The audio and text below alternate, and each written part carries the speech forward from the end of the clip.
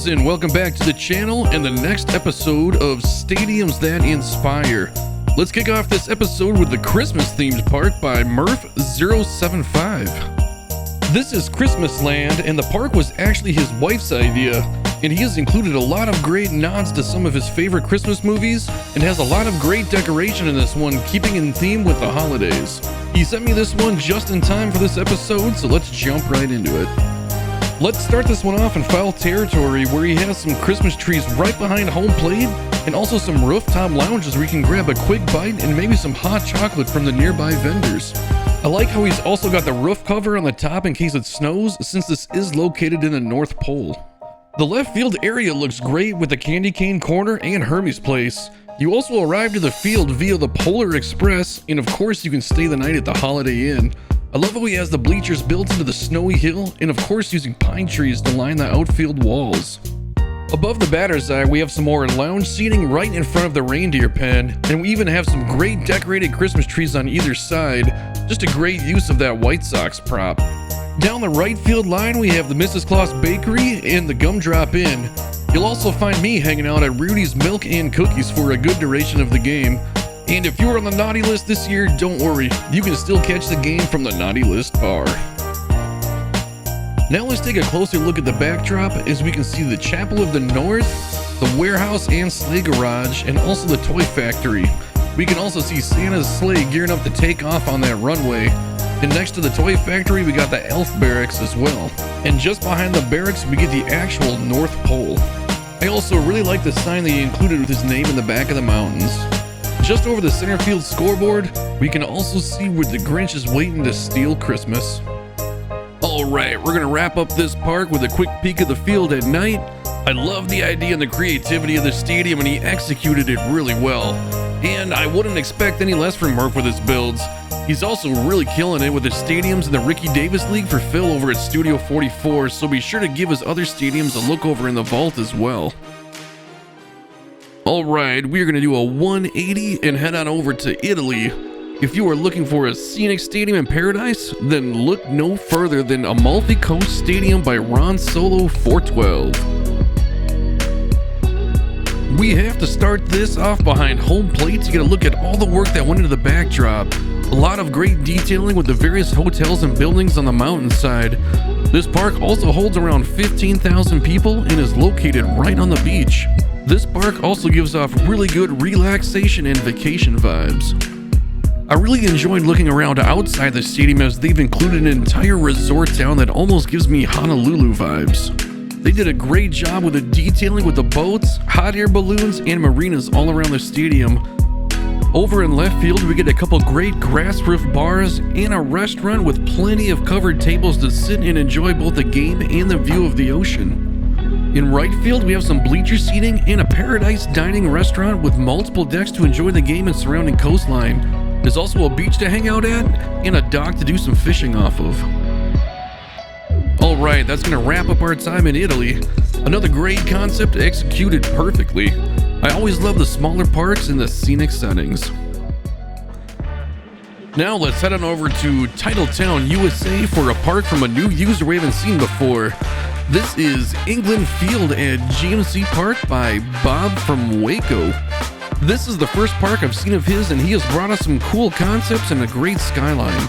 This is also another park I found on Reddit and reached out to see if I could use, and he gave me the thumbs up, so let's get started. Also, don't forget to leave your gamertag and stadium name in the comments below for me to feature. Starting off behind home, the first thing that grabbed my attention was all the video ribbons. This would have a very cool effect for home runs or when the home team pitcher gets a strikeout to get the crowd pumped up. Over in left field, we have a fountain next to a great team shop built into the base of that building, and that leads to the entrance gate with all the restaurants we saw when we first entered the stadium.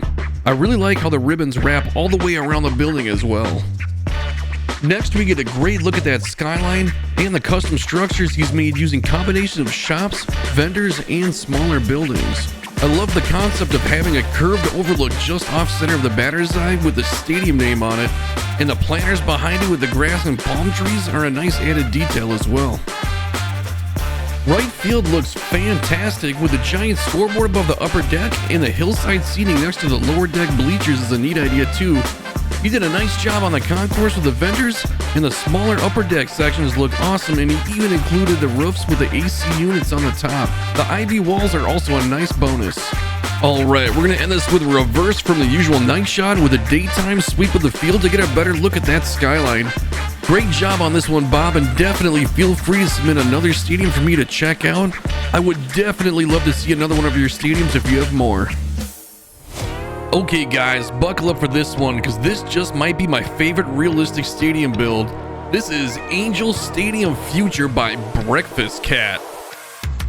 This stadium has so many cool ideas, and I have taken a lot of notes on this one, and I hope you guys enjoy this one as much as I do. This park holds almost 40,000 fans and is scheduled to be built in 2029. As you guys know, I love the idea of a recreation with upgraded features, and this one really hits that mark, so let's get started. First off, I want to show off the seating behind foul territory. They've gone with the angled seating, which always looks great, and the area behind home on the first deck is also done really well. They also really nailed the symmetrical shape of the stadium. Let's mix it up this time and start in right field with the Pacifico porch. Great use of multi-level seating, and I love how he has divided up a regular section with brick sign props to give that area a more exclusive feel to it. I love the giant advertising and the retired numbers just above them, and that's going to lead us over to the center field batter's eye. I've tried mixing in rocks with my waterfalls and batter's eye props, but I've never come close to producing a result quite as clean as this. I also really like the use of real restaurants on either side, and the scoreboard in the Angels A-frame really tops things off nicely. I also like the idea of putting ads on the light poles that have more of a tarp-like texture to make it look like as though they are tied up and hanging there as well. Moving on to left field, we have a great custom brewery with bleachers built into the side of it, and I love how we use the pagoda prop on the roof for the columns. If we take a closer look at the Halo Hot Corner, we can see some fans enjoying the game from a small window built into the side of the plaza wall, and above that a wiffle ball field for the kids to play on. Lastly, we're going to head up behind home plate on the upper deck for a panoramic view of the field. I really like how this field came together, and I really enjoyed exploring this one. I would be interested to see if Breakfast Cat has any other stadiums to check out too. Alright guys, that's going to wrap it up for Angel Stadium Future, and now we're going to go check out another returning creator we've gotten to know on this channel really well. Alright, you guys know him, you guys love him. It's Phil from Studio 44 with Royal Caribbean Field in Miami, Florida. I believe this is Phil's latest stadium, which I'm assuming he got some inspiration on from the cruise he mentioned he took in one of his earlier videos. Phil's official gamer tag in the vault is Peebs212344, and Studio 44 is his YouTube channel if you haven't already found it. This stadium holds just over 32,000 fans and has an elevation of 2,500 feet to help you hit the ball just a bit further. We got some unique features in this one, so let's get into it. Over in left field, we've got some great lounge seating above the elevated wall, and I love the grass ribbon running along the top to center. He did a nice job with the stone wall, and the layered bleachers are becoming a signature of his, and he always does a great job detailing them with some extra textures, and he's added a video ribbon to them this time as well. Center field is very picturesque with that skyline, and again I love the use of grass or ivy walls, which give a great modern look to the scoreboard area and complements the batter's eye water feature. Over in right field, we get a smaller lower section below a big upper deck, which is uncommon, but that's because right field is also very unique in a way you might not notice right away. Take a look at this. Right field is actually on an island, complete with docks for boats to pull up to the game, and we can see the center field wall behind the batter's eye is actually acting as retaining wall holding back the ocean. Let's get a quick shot at night from the upper deck, and we can see the Royal Caribbean cruise ship docked in the background. Also, if you haven't checked out Phil's channel, get on over to Studio 44 after this and check out the cool things he's got going on over there too. You can also submit stadiums to him to show off as well. Next up, we have a new creator to the channel with Powerhouse Field at Taboo Park by MTA Bus Driver. This stadium is just one iteration of the field, as he has an entire history behind the park, and if you download all the versions, you can actually see the park go through upgrades over the time from when it was first built. He has also included nods to his friends and family in the park, making it a true dedication to those close to him. This is another great looking field, so let's check it out. Alright, I had talked to the user on Reddit and he gave me a lot of details, but the thread got lost or deleted somehow, so I'm just gonna have to wing it on this one. Starting in left field, we have a cool neighborhood and even some trolleys on the bleacher roofs. We've also got a lot of retired numbers and a ton of seating on different levels. Over in right, the neighborhood carries on and we get a great skyline of older brick buildings and apartments. I love the rooftop seating on the factories and houses and the included distance signs on the sides of the buildings too. This is going to be a quick one since I lost all my notes with MTA Bus Driver, and I want to show off the different versions of this park once I get a hold of them, but for now this will have to do, as I still wanted to include it in this episode.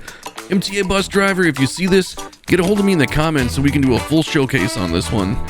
For our last stadium, if you think you've seen this stadium before and you think it's mine, well, you'd be half correct, as this is an upgraded version of Oceanside Stadium by Carmen's dad called Clemente Field at Oceanside Park.